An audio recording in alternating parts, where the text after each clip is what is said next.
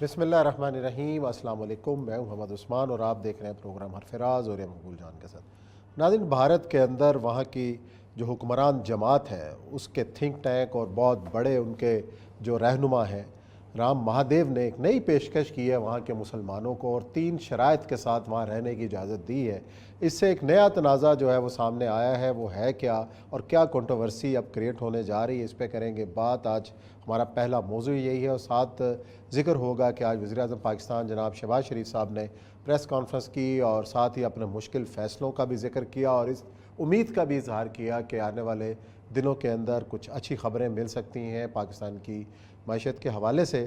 اس پر بھی ہوگی بات، اور ذکر کریں گے کہ عمران خان صاحب نے بھی آج پریس کانفرنس کی اور جو نیب ترامیم ہے اس حوالے سے انہوں نے سپریم کورٹ میں جانے کا اعلان کیا، اس کا بعد حکومتی ردعمل بھی سامنے آیا ہے۔ ساتھ ہی انتخابات جو فرشتے ہیں اس حوالے سے شہریوں کی ایک بڑی شکایت یہ ہے کہ ان کے ووٹوں میں رد و بدل کر دیا گیا ہے، رہتے وہ کسی اور علاقے میں ہیں اور ان کا نام کسی اور علاقے میں منتقل کر دیا گیا ہے۔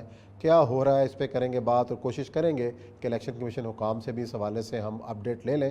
پہلے موضوع کی جانب بڑھتے ہیں، اور یہ سب یہ ہے رام مہادیو صاحب جو ہیں، پہلے ان کے بارے میں تھوڑا سا بتا دیں کہ یہ صاحب ہیں کون اور انہوں نے کیا کہا ہے، وہ تو ہم سنا بھی دیں گے، پہلے ان کا تعارف تھوڑا سا کروا دیں۔ دیکھیں، بنیادی طور پر جو ہندوتوا کی جو موومنٹ تھی نا، یہ 1920 کے آس پاس جو ہے، ٹھیک اس کے بعد نکلی ہے۔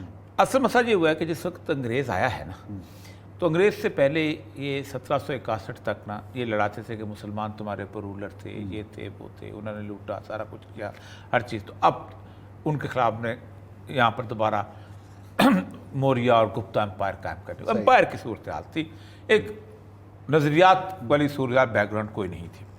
لیکن جب انگریز آ گیا تو مسلمان اور دونوں اکٹھے ہو گئے مظلوم، صحیح۔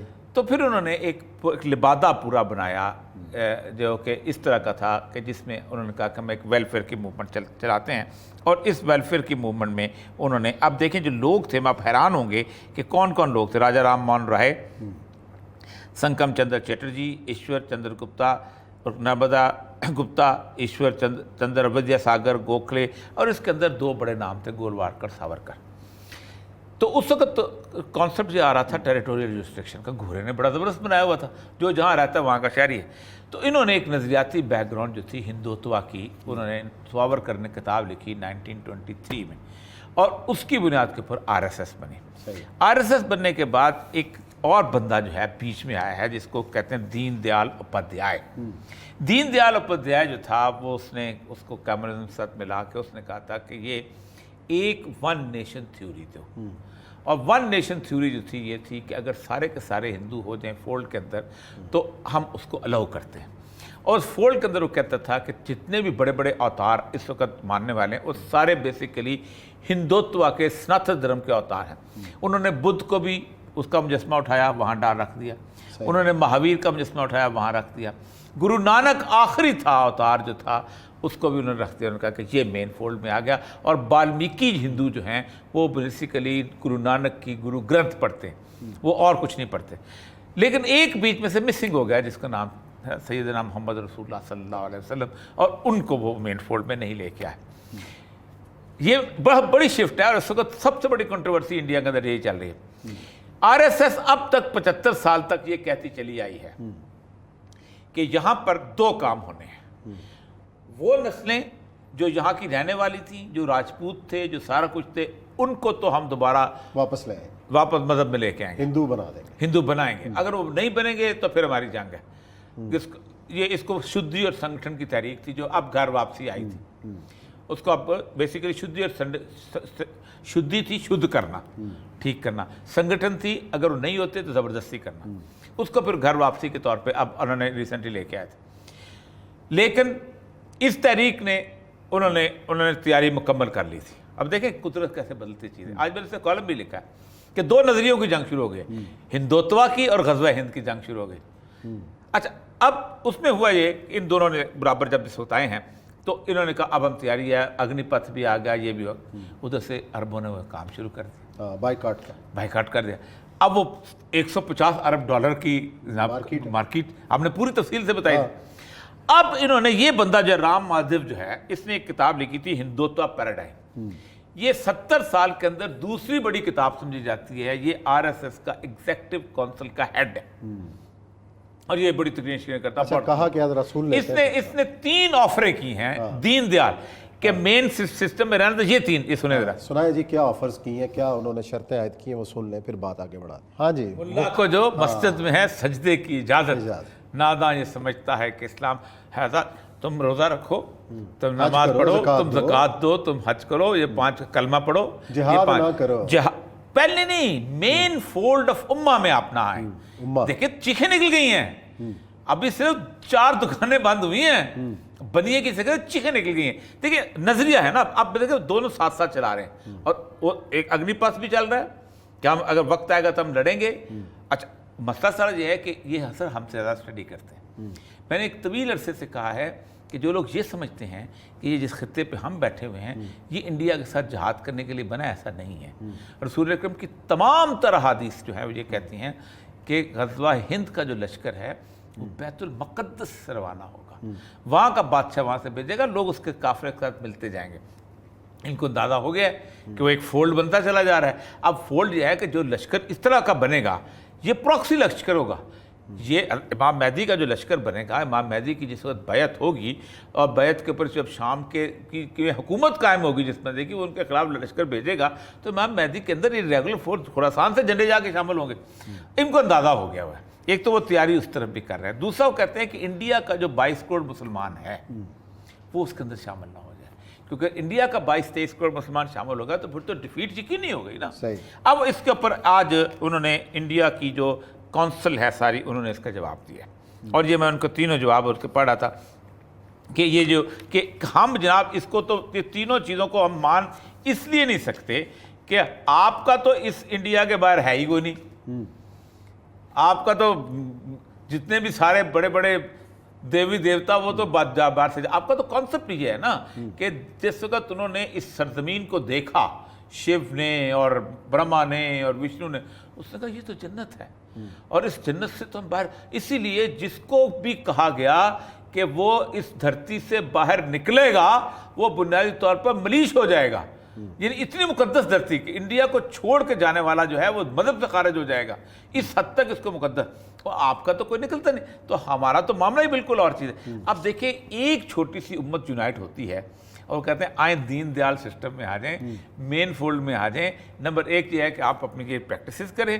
وہ جو اقبال کا مسئلہ تھا نا کہ اقبال نے جو کہا تھا نا کہ آپ یہ جو ملا کو جو مسجد میں سجدے, دنیا پوری میں بھی اس اسلام کو سب پسند کرتے ہیں کہ جو انڈیویجولسٹک لیول پہ ہے, لیکن وہ اسلام جو ہے اب دیکھیں جب سٹیٹس کو چیلنج نہیں کرتے تو اس واسطے طاغوت اسلام کیا کہتا ہے کہ فمن یکفر بالطاغوت و یؤمن باللہ. طاغوت کہتے ہیں طغا کو, طغا کہتے ہیں سرکشی کو, سرکشی کہتے ہیں بغاوت کو. اللہ کہتا ہے طاغوت کا انکار کرو گے تو پھر ایمان لے کے آؤ گے. اس کا مطلب یہ ہے کہ طاغوت کون ہے؟ بت نہیں ہے, وہ قبر نہیں ہے, مزار نہیں ہے. طاغوت وہ ہے جو اللہ کو انکار کرتا ہے اور پھر انکار اس کے اوپر دوسروں کو بھی اس کا عمل نہیں کرنے دیتا. ایک دوسری چیز جو آیت بڑی کمال کی ہے, اس کے اوپر میں پڑھ دینا چاہتا ہوں کہ قرآن پاک کی سورہ بقرہ کی آیت ہے کہ افتؤمنون ببعض الکتاب وتکفرون ببعض. تم کیا چاہتے ہو کہ تم ایک چند حصے قرآن کے مانو, کتاب کے مانو, اور چند حصے نہیں مانو. فمن جفل ذلک منکم فجزاء من جفل ذلک. ایسے لوگوں کی کہ جو لوگ اس طرح کی بات کریں گے اور اس طرح کے عمل کریں گے کہ ایک حصے کو نماز مان لیا جائے لیکن جہاد کو نہ مانا, اللہ کہتا ہے اس کی جزا کیا ہے؟ الا خزی فی الحیات الدنیا. میں آخرت میں ٹھکانہ نہیں رکھوں گا, حساب کتاب نہیں رکھوں گا, دنیا میں ذلیل و خوار کر دوں گا, دنیا میں بدنام کر دوں گا, دنیا میں برا, اور یوم قیامت یردون اشد العذاب, اور قیامت دن تو عذاب ہونا ہی ہونا ہے. تو اس وقت مسلمانوں کے لیے جو میں آج پڑھ رہا تھا ان کی کہ سارے کے سارے اکٹھے ہو گئے اور آپ اندازہ کریں حرمت رسول صلی اللہ علیہ وسلم پہ اکٹھے ہوئے ہیں. اور یورپ اور عرب کی اسٹیٹس جو ہیں مختلف, وہ بھی اس وقت بیسیکلی ٹریمبل کر رہی ہیں کہ اگر ہم نے اس ایشو کو کسی طرح جانے دیا تو ہماری پبلک ہمارے خلاف ہو جائے گی. کیونکہ یہ مسئلہ ایسا ہے, میں کچھ عرب لوگ دوستوں سے بات کر رہا تھا مسقط میں بھی, باقی لوگوں میں, وہ بتا رہے تھے مسئلہ یہ ہے فرینچ ہو, برٹش ہو, امریکن ہو, یہ نظر نہیں آتے, نظر آتے ہیں گستاخ. یہ کیونکہ 40 لاکھ بیٹھے ہوئے ہیں, 25 لاکھ بیٹھے ہوئے ہیں, تو اس لیے اس سے ان کو دیکھ کے زیادہ غصہ چڑھتا ہے، کیونکہ وہ تو فرینچ ایک کمپنی میں کہیں ہیڈ بنا ہوا ہے، باقی اپنا اس میں 5 اسٹار ہوٹل میں ٹھہرا ٹور کے چلا گیا، یہ مزدوری کرنے تو نہیں آتا۔ اچھا اور یہ صاحب یہ جو انہوں نے شرطیں پیش کی ہیں، کیا بھارت میں رہنے والے مسلمانوں کو یہ قبول ہے؟ میں انہیں کو بتا رہا ہوں نا، یہ دیکھیں یہ جو 3 انہوں نے جو پوری کی پوری آج اس نے نا یہ جو انہوں نے اس میں ہندوؤں کی جو انٹیگرل کمیٹی ہے مسلمانوں کی، اس نے باقاعدہ اس کا جواب رد عمل دیا، کیا رد عمل ان کا یہ ہے کہ ہم پہلی بات تو یہ ہے کہ مسلم امہ سے تو ہم نکل ہی نہیں سکتے اس فولڈ سے، کیونکہ یہ جو ان کا خواجہ افتخار احمد جو ہے نا، انہوں نے اس کو باقاعدہ اس کو سارے دیوبند سے بھی اور اپنا تبلیغی جماعت سے بھی اور اہل حدیث سے بھی، ان ساروں سے انہوں نے رائے لے کے کہ جہاد کا ترک کرنا تو بیسیکلی کفر ہے ہمارے نزدیک۔ اور دوسری بات یہ ہے کہ وہ کہتے یہ ہے کہ کافر ہم ویسے کب کہتے ہیں کسی کو؟ کافر تو من ترک الصلاۃ متعمدا فقط کفر، جس نے نماز جان بوجھ کے ترک کی اس نے کفر کیا۔ ویسے تو کلمہ گو تو کافر نہیں ہو سکتا، لیکن مشرک کہہ سکتے ہیں، ہندو نام لے سکتے ہیں یہ وہ۔ اور کافر کا کیا مطلب ہے؟ ہمارا انکار کرنے والا۔ ہمارا تو انکار صرف ہندو نہیں کرتے، ہمارا تو انکار دنیا کی ہر بندہ، ہمارا انکار تو نان ریلیجس والے لوگ بھی کرتے ہیں۔ تو تیسری بات جو اہم ترین ہے کہ وہ ہے کہ جہاد کے بارے میں تو خیر اس سے تو کمپرومائز ہوئے، اسی سے خوف ہے، اسی سے خوف ہے۔ آپ سوچ سکتے اتنی بڑی بڑی ایفرٹس ہوئی ہیں پر صغیر پاک و ہند کے اندر بھی، ہر جگہ بھی۔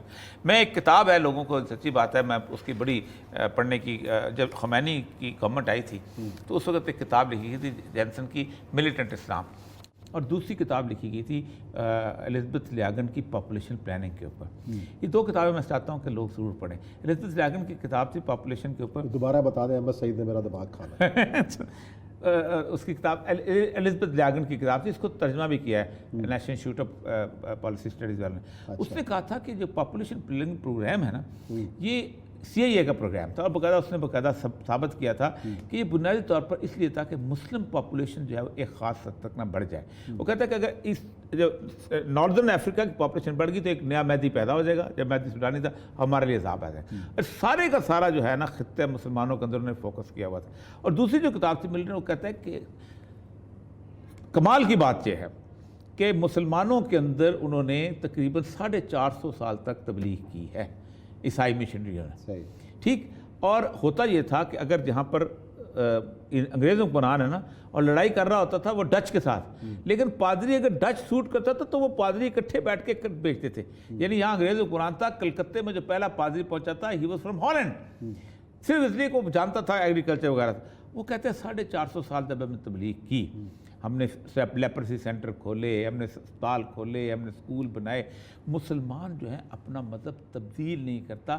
صرف 910 کے 11 بندے تھے، انڈونیشیا ملیشیا سے لے کے سوڈان اور موراکو تک کے، اس میں ہندو تبدیل ہو گیا، کہ باقی لوگ جو پارسی تبدیل، وہ کہتے یہ ہے کہ اس کی بنیادی وجہ یہ ہے کہ ان کے اندر ایک امہ کا کانسیپٹ موجود ہے، اور یہ اگر اس سے نہ چھینا گیا۔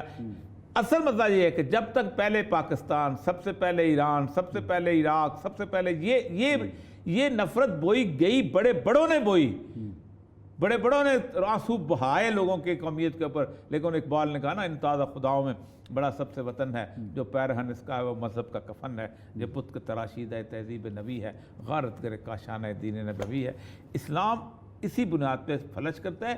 ایک جھلک دیکھی ہے انہوں نے تو اور لرز گئے 70 سال، عثمان صاحب 70 سال کی ساری، یہ میں ہندوتوا پڑھ رہا تھا اس کی گول وارکر کی، 70 سال کی ساری لٹریچر آؤٹ ہو گیا۔ چلیں جی بریک لیتے ہیں، بریک کے اور کچھ تذکرہ کریں گے ملکی سیاست کا کہ آج کیا ہوا۔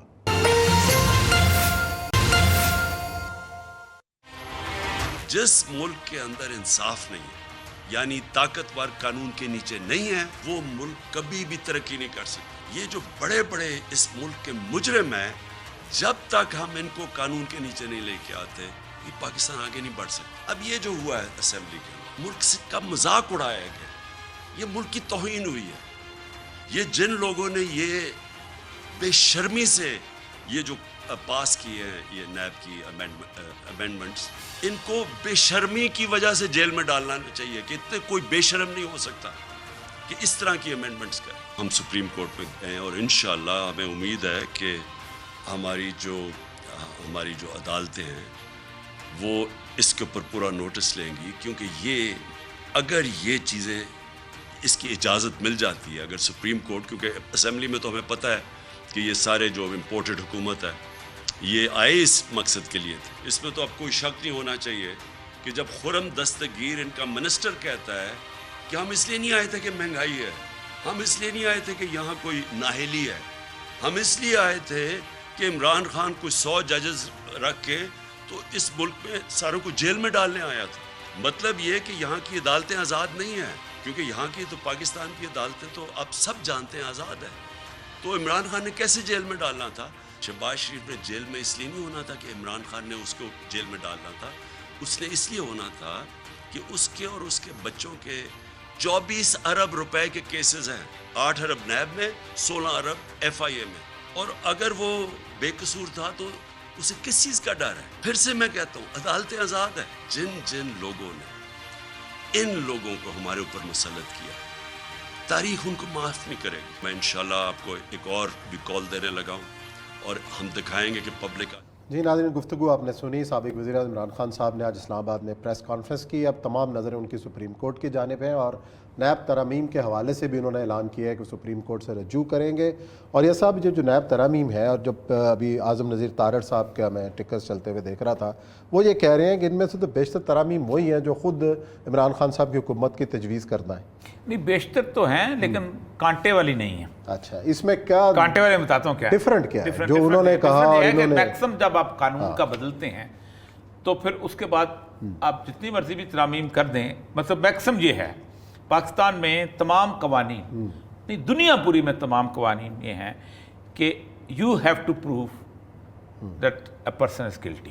اچھا، ایڈویسوریل پروسیڈنگز کہتے ہیں اس کو، کہ آپ جو تفتیشی ہے وہ بتائے گا کہ عوریہ مقبول جان نے جرم کیا ہے، ٹھیک۔ لیکن کرپشن میں پوری دنیا میں الٹ ہے۔ اچھا، مثلا یہ ثابت آپ نے کرنا۔ میں نے آپ کے پاس کوئی چیز موجود ہے تو ذرائع آمدن آپ نے، مثلا 411 ایک دفعہ ہے، میں بات کر رہا ہوں 1860 کی، جو انگریز بنا گیا ہے کہ ایک دکاندار کے پاس کچھ مال پڑا ہوا ہے، تو وہ مال جو ہے وہ اس کے پاس ایسا ہو جاتا ہے، کہتا ہے یہ مال تم نے کہاں سے لیا ہے، اور اگر وہ مال ملتا جلتا اس طرح کا کہیں سے چوری ہوا ہے تو اس کو کہتے ہیں کہ اس نے چوری کا مال خریدا ہے۔ یہ سناروں کے پاس آ کے دیکھا ہوگا، روز کیسز ہوتے ہیں، پکڑے ہوتے ہیں، کسی الیکٹرانکس والے کے پکڑے ہوتے ہیں چوری کا مال۔ یہ جب آپ موبائل چوری کے پکڑتے ہو، کس کھاتے میں جا کے اس سے پکڑتے ہو کہ ہی ہیز ٹو پروو کہ تمہاری دکان پہ یہ موبائل بکنے آیا تھا، بتاؤ کیسے خریدا، کس طرح سے خریدا، کیسے خریدا، because he is having the mobile. Orya Maqbool Jan نوکری جوائن کرتا ہے، موٹر سائیکل ہوتا ہے اس کے پاس، ریٹائر ہونے کے بعد 4-5 اس کے پاس کوٹھیاں بن جاتی ہیں، 5-6 گاڑیاں آ جاتی ہیں، باقی چیزیں۔ اس سے سوال کرنا بنتا ہے کہ آپ نے اس عرصے میں جو نوکری کی تھی اس میں آپ نے کیا کیا۔ صحیح۔ ڈیکلیریشن آف ایسٹ ہر سال دیے جاتے ہیں، وہ ڈیکلیریشن ایسٹ جو ہے وہ آپ نے اس کو بند کر کے رکھا ہوا ہے سول سروس کے۔ آپ نے پاس ایک فارچون آ گئی ہے۔ وائٹ کالر ایسی چیز ہے کہ وائٹ کالر، دیکھیے چور جو ہے نا، وہ جو کاوستی کہتا تھا سالا بتا کے جائے گا کہ میں چوری کیا ہے، کچھ ثبوت چھوڑے گا، اور اتنا یہ اسٹرانگ ہے کہ اس میں صرف یہی ثابت کرنا ہوتا ہے کہ پہلی بات تو یہ ہے عثمان صاحب کہ آپ نے اتنا سارا قانون بنایا اور اس قانون کے ساتھ آپ نے اس کی 2 چیزیں نہیں رکھی جس کی وجہ سے قانون خراب ہو گیا۔ ایک تو قانون کی نیوٹریلٹی نہیں رکھی جو امپلیمنٹر تھے۔ میں نے بارہا کئی واقعات آپ کو سنائے ہیں کہ مشرف دور کے زمانے سے لے کے اب تک، بلکہ ظفر الرحمان سے کے زمانے سے لے کے اب تک کوئی ایک چیئرمین بھی ایسا نہیں آیا، ایک چیئرمین، ایون جنرل امجد کو بھی اس میں ڈالوں گا، کہ جس نے اس کو نیک نیتی کے ساتھ اکراس دا بورڈ سوچا ہو کہ میں یہ کام کروں۔ جنرل امجد جو تھا وہ چھوڑ گیا نا، پھر جتنا عرصہ رہا اس نے کہا ہاتھ ڈالنے کی کوشش کی، اس کے بعد چھوڑ گیا، اور پھر لوگ اس کی بہت کہانیاں اور بھی سناتے ہیں کہ کس جگہ پہ کیسے کیسے کمپرومائز کیا، چھوڑ دیں جو چلے گئے تو چلے گئے، لیکن آپ نے اکراس دا بورڈ نہیں کیا۔ بہانہ کیا لگایا جاتا ہے کہ یہ ساری چیزیں جو ہیں یہ اکٹھی نہیں چل سکتی، نیب اور یہ اور ڈیولپمنٹ. اور مثال کس کی دیتے ہیں؟ امریکہ کی. امریکہ کی مثال دے دیتے ہیں کہ جناب وہاں پر چور تھے، چکے تھے، فلاں تھے، یہ تھے، وہ تھے، لوگ ادھر سے پیسہ لے کے آ رہے تھے، کوئی ہنگری سے لوٹ کے آ رہا تھا، کوئی جناب بیلجیم سے لوٹ کے آ رہا تھا، سارے تیار بات امریکہ میں تو آل آؤٹلاس گئے تھے، پہنچے تھے. جو جس ملک سے بگوڑا تھا، جو جس ملک کا پفرور تھا، وہ کہتے تھے اگر ہم ان کے پیسے جو یہاں خرچ نہ ہوتے تو امریکہ تو ڈیولپ نہ کرتا. لیکن تجھے اس کا جواب دو کہ تم نے کم از کم 90% ریڈ انڈین قتل کیا اور تب ان کو تم نے وہاں بیٹھنے دیا. اس کی مثال کو مثال بنتی ہے. اس کے اتنا بڑا جو ہے محاورہ بنا ہوا ہے انگریزی کا کہ پٹ اے تھیف ٹو کیچ اے تھیف. چور کو پکڑنے کے لیے چور لگاؤ. یہاں تو چور کو پکڑنے کے لیے چور لگاؤ تب بھی انہیں مسئلہ ہوتا. اب ہوا کیا، جب پورے کا پورا پرسن اسپیسیفک بنایا گیا نا اس کو، 85 سے پہلے نہیں ہوگا، اس سے نہیں ہوگا. ٹھیک، یہ ایسی چیزیں ہیں کہ جس سے آپ کو اس سے ہوگا ایک اینٹی کرپشن FIA، جس کو جو چاہیں گے آپ کر لیں گے. پاکستان نے اگر ترقی کرنی ہے تو پاکستان میں نیب ایک انڈیپینڈنٹ ادارے کے طور پہ اسٹیبلش کرنا پڑے گا، جس طرح پاکستان آرمی ہوتی ہے. پاکستان آرمی کا اگر چیف آف آرمی سٹاف تبدیل ہوتا ہے تو نواز شریف کی گورنمنٹ الٹ جاتی ہے. ٹھیک ہے جی، وہاں اگر آپ کرنے لگتے ہیں تو آپ کی جناب ایشو آ جاتا ہے. اس لیول کی it has to be an army against corruption, جس کو نہ شہباز شریف تبدیل کر سکے، نہ نواز شریف تبدیل کر سکے، نہ عمران خان تبدیل کر سکے، نہ زرداری تبدیل کر سکے. پاکستان کو سکویز کیا. آپ سوچ سکتے ہیں عثمان صاحب کہ اس پورے کے پورے سسٹم کے اندر جتنا پیسہ فلڈ $137 بلین کا آپ کے اوپر قرضہ، مجھے سمجھ نہیں آتی. اچھا جی، قرضے کی بات ہو رہی ہے، معاشی صورتحال خراب، اس کی بات ہو رہی ہے. وزیر اعظم صاحب نے بھی آج کچھ باتیں کی ہیں، پریس کانفرنس کی ہے کابینہ کے اجلاس کے بعد، وہ بھی تھوڑی سی سن لیں، اس پہ بھی تھوڑی سی بات کر لیں. سنائیں.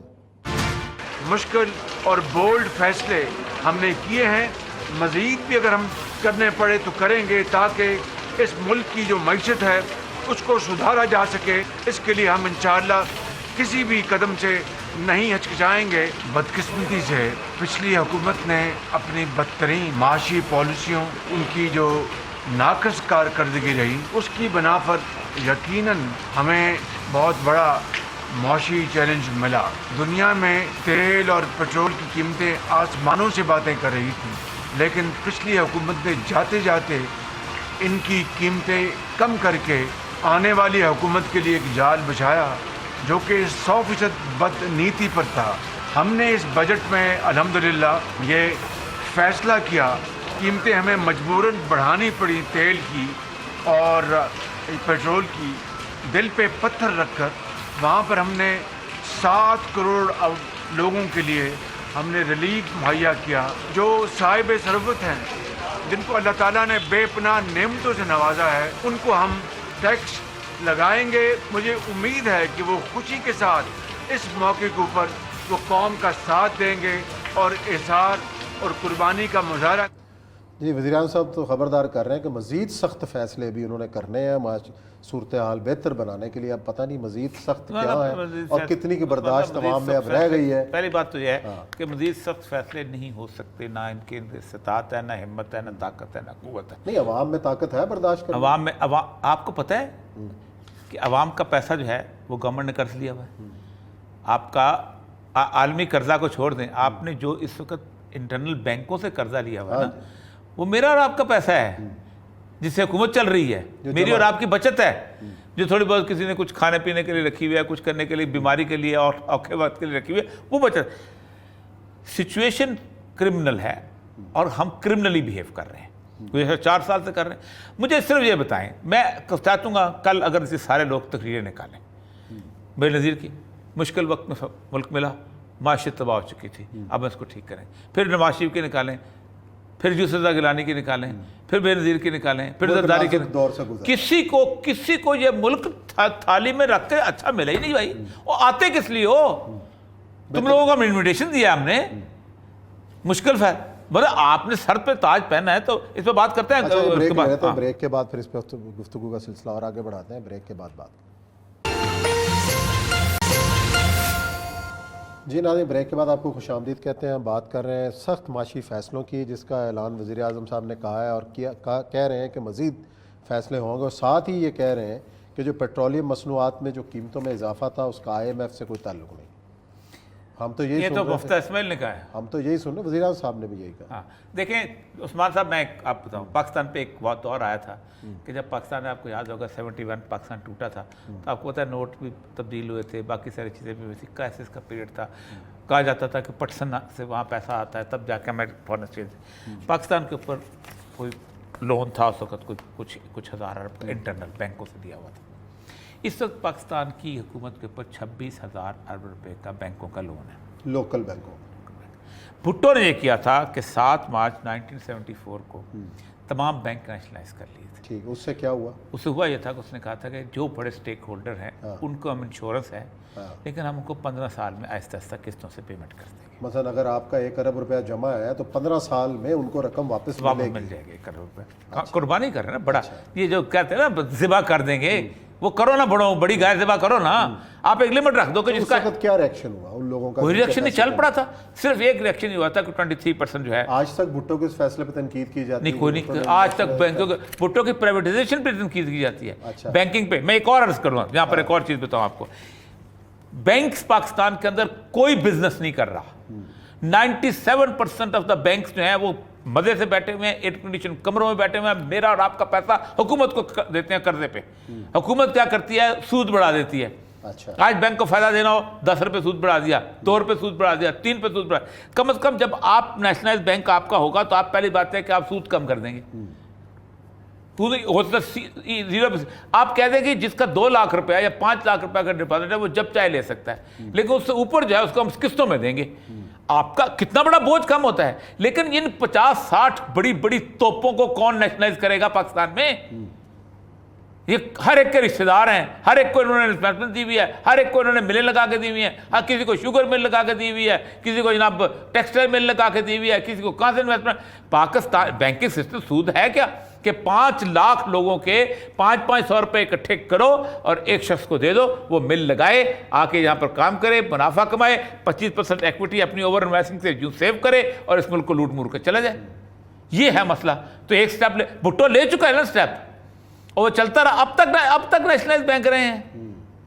चलो जी, देखते हैं क्या होता है। अच्छी खबरें आती हैं आने वाले दिनों में कि नहीं। मिफ्ता साहब तो ये कह रहे हैं कि 2 दिन में अच्छी खबरें मिलेंगी। हमें भी उम्मीद है अच्छी खबरें मिले, मुल्क आगे चले और आवाम की मुश्किलात कम हो। इसी नोट के साथ प्रोग्राम ख़त्म करते हैं। कल फिर मिलेंगे। अपना ख्याल रखिएगा। अल्लाह हाफ़िज़।